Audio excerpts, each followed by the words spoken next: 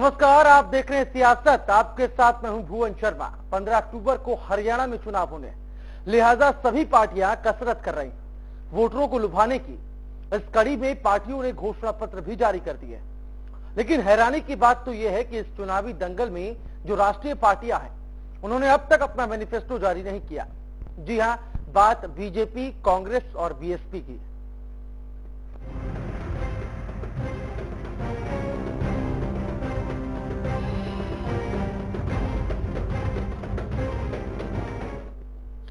BSP ने तो किसी भी तरह का घोषणा पत्र जारी करने से इनकार कर दिया। कांग्रेस से आए अरविंद शर्मा को बीएसपी ने अपना सीएम उम्मीदवार तो बना लिया, लेकिन क्या अब ये माना जाए कि बीएसपी के पास इन चुनाव में कोई मुद्दा ही नहीं है? सवाल बीजेपी और कांग्रेस के लिए भी है। लोकसभा चुनाव में मोदी लहर के बूते सत्ता तक पहुंची बीजेपी के पास क्या जनता से वायदे करने के लिए कुछ मुद्दों की कमी हो चली है?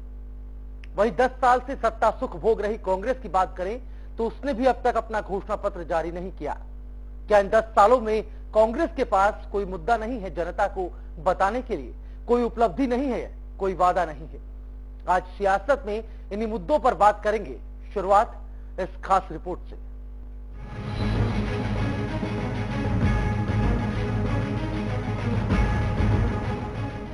हरियाणा में सत्ता की चाहत रखने वाली कुछ पार्टियों का खेल तो देखिए। जनता से उनका कोई वादा नहीं है, फिर भी सत्ता में आने का इरादा है। सत्ता मोह में डूबी राजनीतिक पार्टियां कई चीजों को भले ही नजरअंदाज करें, लेकिन जनता इस बार कुछ भूलने वाली नहीं है। यूं तो प्रदेश में चुनाव की तारीखों का ऐलान हो गया है, लेकिन अभी भी किसी राष्ट्रीय पार्टी ने अपना घोषणा पत्र जारी नहीं किया है। कांग्रेस, भारतीय जनता पार्टी और बीएसपी ये वो पार्टियां हैं जिन्होंने अभी तक अपना घोषणा पत्र जारी नहीं किया। बहुजन समाज पार्टी ने तो यहां तक ऐलान कर दिया है कि उनकी पार्टी हरियाणा विधानसभा चुनाव के लिए घोषणा पत्र जारी नहीं करेगी। अरविंद शर्मा के नेतृत्व में चुनाव लड़ रही बीएसपी के पास जब हरियाणा की जनता के लिए कोई घोषणा नहीं है, तो भला कैसे हरियाणा की जनता बीएसपी में अपना विश्वास जता सकती है? बात भारतीय जनता पार्टी की करें तो सीएम के लिए कई चेहरे हैं। सत्ता सुख की तैयारी भी की जा रही है, लेकिन जनता से जुड़ा बीजेपी का घोषणा पत्र ही कहीं गुम है।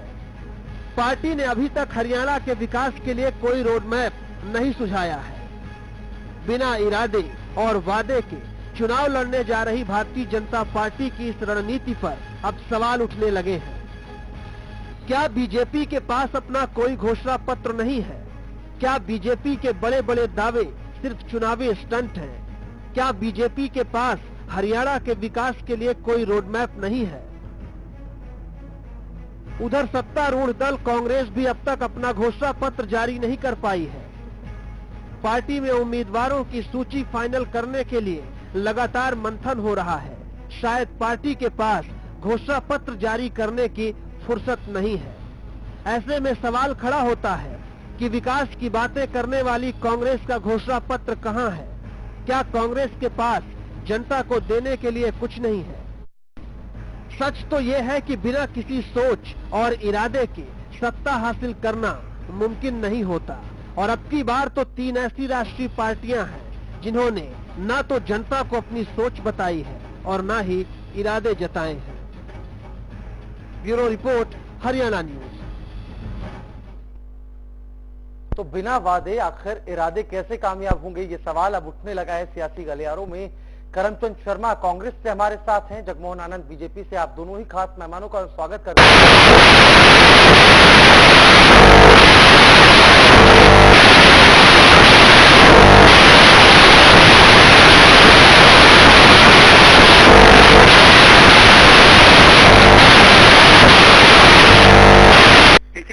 ये घोषणा पत्र इन्होंने 2 पार्टियां जो हमारी नहीं चल रही, बीजेपी है जो कांग्रेस पार्टी है, राष्ट्रीय पार्टी जी, ना तो घोषणा पत्र उनका है ना घोषणा पत्र अभी तक इन्होंने किया। क्योंकि हमने तो अभी तक जो अपनी सूची बनाई है कांग्रेस पार्टी ने जो सूची बनाई है नुमाइंदों की, तो वो अभी सारी कंप्लीट हो चुकी है। और उसके बाद उसके साथ ही घोषणा पत्र हमारा बना हुआ है।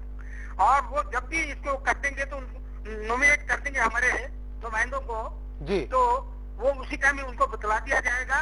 और ये बात नहीं है कि हमारे पास कुछ नहीं है, हमने इतना कुछ कर रखा है, इतना कुछ कर रखा है जो अभी तक प्रधान में किसने किया भी नहीं है। और ये हमें कोई बतलाते हैं कि दुख नहीं होता, हम क्या करेंगे, हम बगैर बतलाए हुए ही करते हुए जा रहे हैं। जितनी प्रोग्रेस, जितना विकास हरियाणा के अंदर कांग्रेस नहीं, करमचंद शर्मा जी, ठीक है, पुरानी बातों को याद करना और जो आपका इतिहास रहा है वो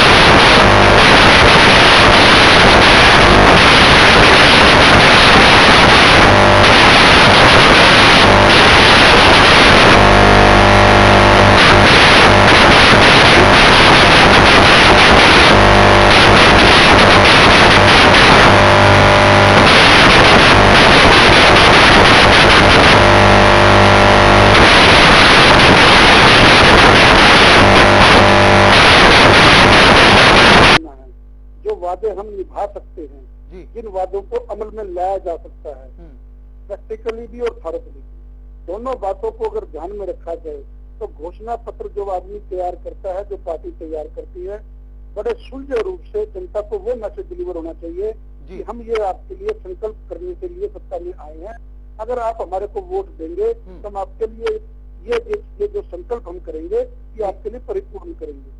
इसलिए अभी हमारे पूर्ण प्रत्याशी भी घोषित नहीं है, एक प्रोसेस है राष्ट्रीय पार्टी का, वो प्रोसेस हम पूरा करने के बाद बाकायदा मीडिया के सामने अपनी आवाज जनता तक पहुंचाने का एक पूरा भरसक संकल्प पत्र लेके आएंगे, जिससे जनता को जो समर्पित होगा, जनता के हकों को वो अपना पूर्णतः जनता के हकों के लिए वो पूरा संकल्प पत्र जनता को समर्पित रहेगा। चलिए, सवाल ये उठने लगे हैं क्योंकि 10 साल आप सत्ता में रहे, आपकी सरकार सत्ता में रही, ऐसे में क्यों आखिर कांग्रेस इतनी देरी कर रही है?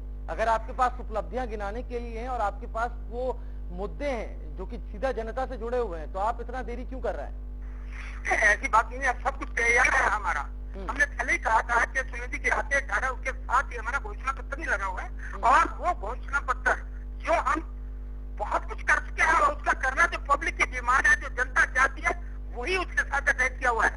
और हमारा को पूर्ण विश्वास है कि हमारा घोषणा पत्र जो है हर एक जनता का हर आदमी उसे पसंद करेगा, क्योंकि ऐसी कोई बात नहीं है जो जनता के रखी हुई हो।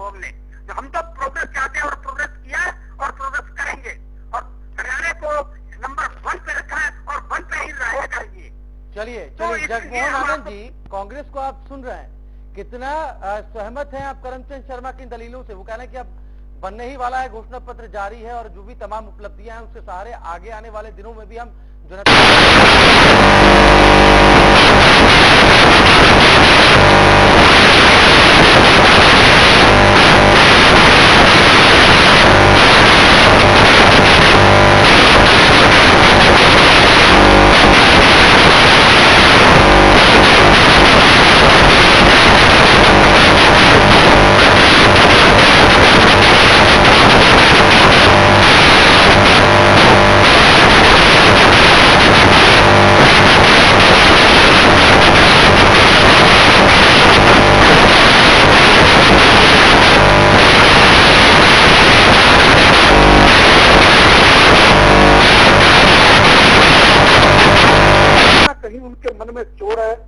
मन को मुझे ये था कि आगे आने में हम सत्ता में नहीं आने वाले हैं, तो जनता को, बुजुर्गों को एक बार धोखा दिया जाए। तो इस प्रकार से हजारों वादे जो इन्होंने घोषणा पत्र में किए लेकिन पूरे नहीं किए, और पूरे तब किए, कुछ घोषणा पत्र में तब पूरे किए जब ये बिल्कुल चुनावों की बिल्कुल दहलीज पर आ गई, ताकि जनता को मूर्ख बना सके।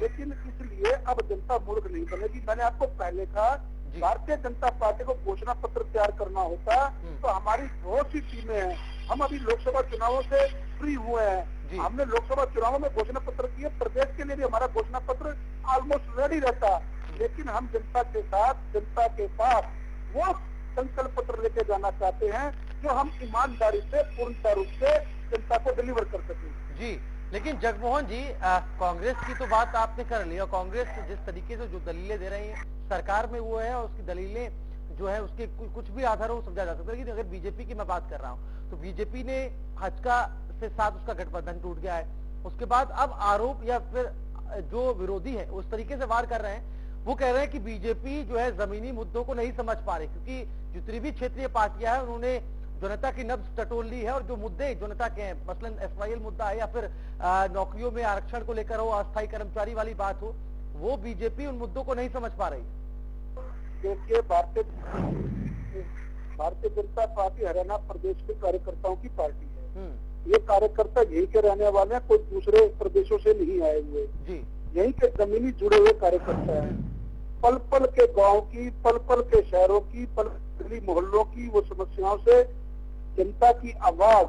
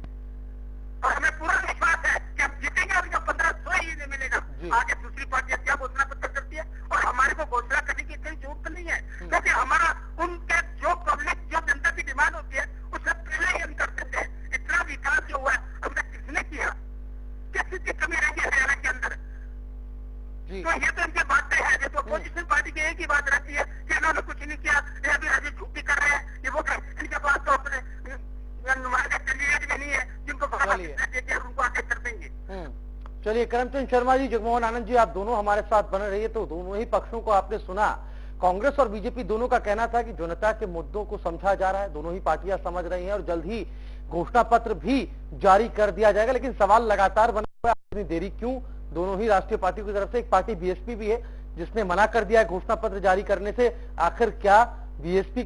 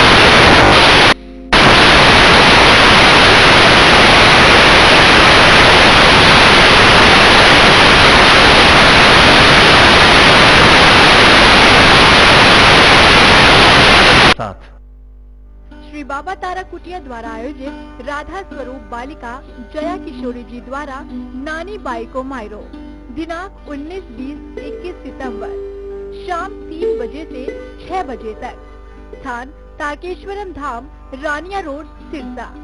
इस शुभ अवसर पर आप सभी सादर आमंत्रित है। चुनावी चौसर बीत चुकी है, हर कोई ताल ठोक रहा है। सबके कामों के पोस्टमार्टम का समय, 5 साल की खामोशी तोड़ने का वक्त। कौन होगा आपका विधायक? क्या है हरियाणा के दिल में? क्या है आपके मुद्दे? हरियाणा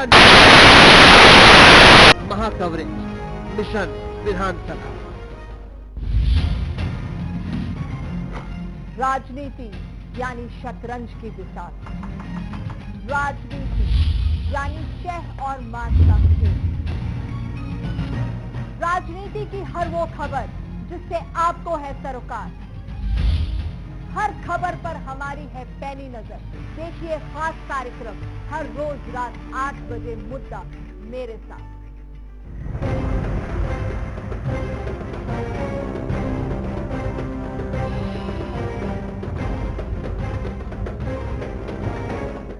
ब्रेक के बाद सियासत में आप सभी का एक बार फिर से स्वागत है। आपको बताते चले कि बात घोषणा पत्र यानी कि मैनिफेस्टो को लेकर हो चली है। लगातार तमाम जो क्षेत्रीय पार्टियां हैं हरियाणा के अंदर, उन्होंने अपना घोषणा पत्र जारी कर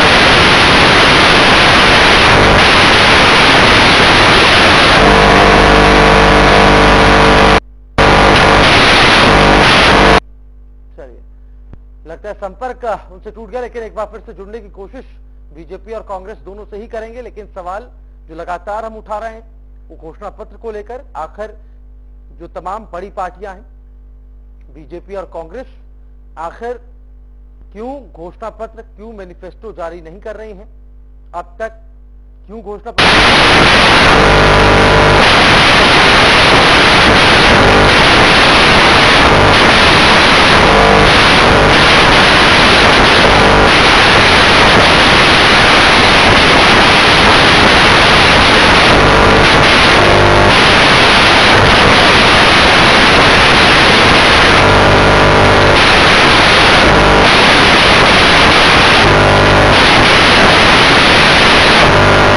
क्षेत्रीय पार्टियां इस रेस में आगे हैं।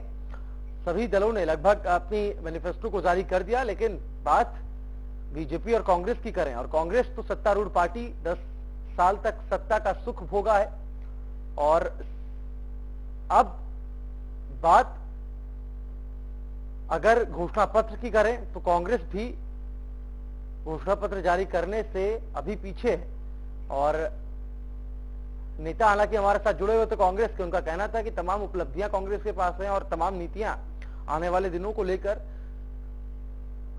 तो दोनों ही तरफ से स्थितियां स्पष्ट नहीं हो रही। जगमोहन आनंद एक बार फिर से हमारे साथ फोन लाइन पर जुड़ गए हैं। जगमोहन जी, सवाल यह है, जैसा कि ब्रेक पर जाने से पहले करमचंद शर्मा ने भी सवाल उठाए थे, कहने का अर्थ यह है कि लोकसभा चुनाव की अगर हम बात करें तो वहां पर नरेंद्र मोदी के नाम के लहर के पीछे जो है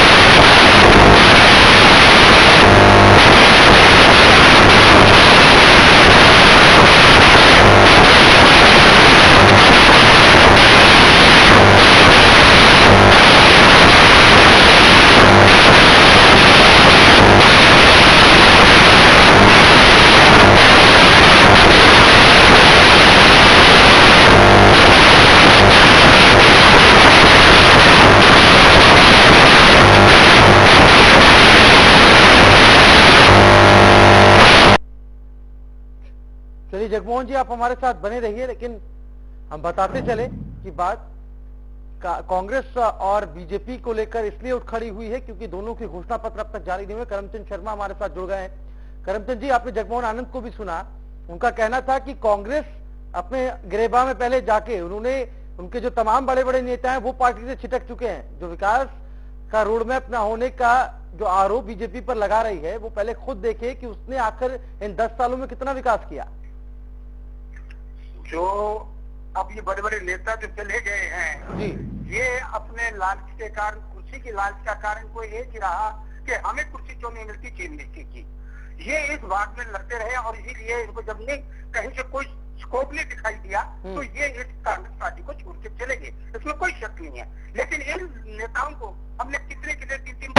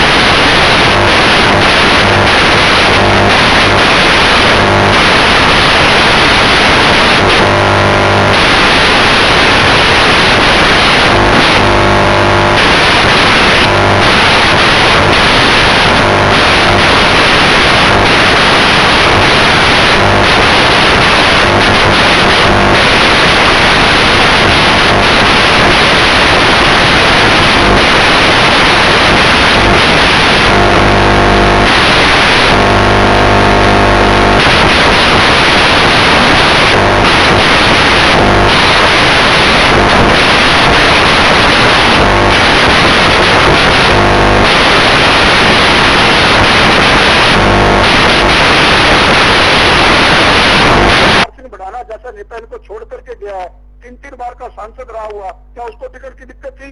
दिक्कत उनको थी विकास की, दिक्कत उनको थी किस प्रकार जनता के बीच में जाएंगे।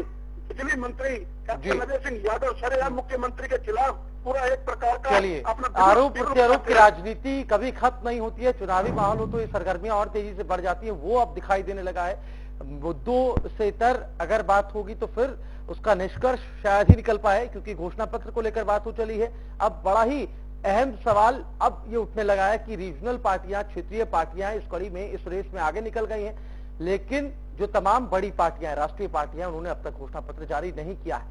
इसी के साथ सियासत में फिलहाल के लिए इतना, लेकिन चलते चलते आपको वो तस्वीर दिखाते चलते हैं। हरियाणा की आवाज में दर्शक जब हमारे साथ इस सवाल पर जुड़े कि क्या दागी नेता को नैतिक जिम्मेदारी लेते हुए चुनावी मैदान से दूर हो जाना